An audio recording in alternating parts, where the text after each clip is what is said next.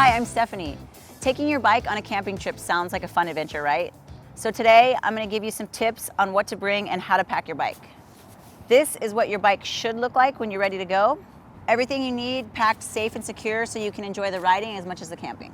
Let's deconstruct what I did to get to this point. So this is my kit for a camp outing. The first thing to know about motorcycle camping is it's more like backpacking. Because you don't have a lot of room, it's really important to think about everything you need to bring. Luckily, there's a lot of modern lightweight camping gear out there to help you out.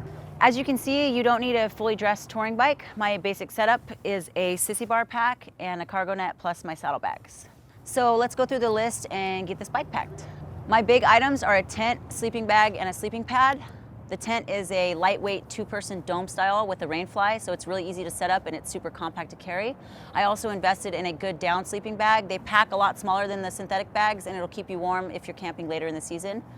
This inflatable sleeping pad will give you a super good night's rest if you're sleeping on hard ground. The rest will go in my pack and saddlebags. Keep in mind you want to pack heavy stuff at the bottom and keep your center of gravity low. Always make sure to keep your bike balanced side to side, so make sure you don't exceed the luggage capacities on any side of the bag or the racks. I'm putting my rain gear and extra pair of gloves in one saddlebag so I can get to them quickly. Also a basic toolkit, a folding camp saw, keep that handy if you want a campfire, some extra bungee cords, and a coil of nylon rope. One thing rope is really handy for is for hanging your food bags from a tree so all the critters don't get into it. The saddlebag is also a really good place for a small first aid kit. I'll use the other saddlebag for my soft-sided mini cooler with a couple of freezer packs, and this will give me some fresh food for dinner and breakfast. That leaves just enough room in the saddlebag for crackers and trail mix. It's super helpful to keep things like your food and clothing organized in little stuff sacks. You don't want to spend your whole trip in your riding boots, so always bring a comfortable pair of shoes.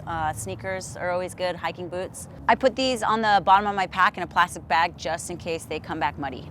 Next, a small backpacking cook kit with a cup, plate, and camp silverware. I also added some stirring spoons and a spatula. Next come a couple tiny nice-to-haves, a little backpack stove and a camping-style French press. You can picture yourself in the morning drinking a cup of coffee in the fresh morning air. I can stow a little bag of ground coffee right in the press too. You want to bring biodegradable dish soap and a microfiber towel, and you can squeeze them all super tight with your cooking gear so everything's packed super tight. Flexible water bottle is a great space saver too. It'll fit right in your cooking gear bag.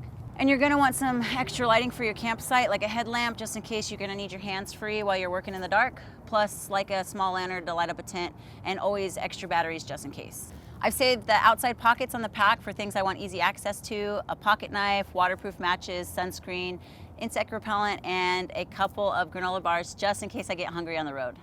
Then I'm going to strap the pack to the front of the sissy bar, double checking everything for tightness. The tent, sleeping pad, and the sleeping bag are all going to go right here, bungee corded together and attached with a cargo net. If there's any give in the load, you can always add more bungee cords. Also be careful not to let anything touch the hot pipes or rub on your paint. Safety tip, you're going to want to double check anything for loose ends that might get drawn into the final drive or the back wheel.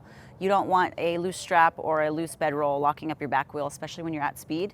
Finally, I'm going to bring my full face helmet just in case I need extra protection from the elements while I'm on the road. So we're all packed up and we're ready to go. So enjoy the ride and enjoy the camping.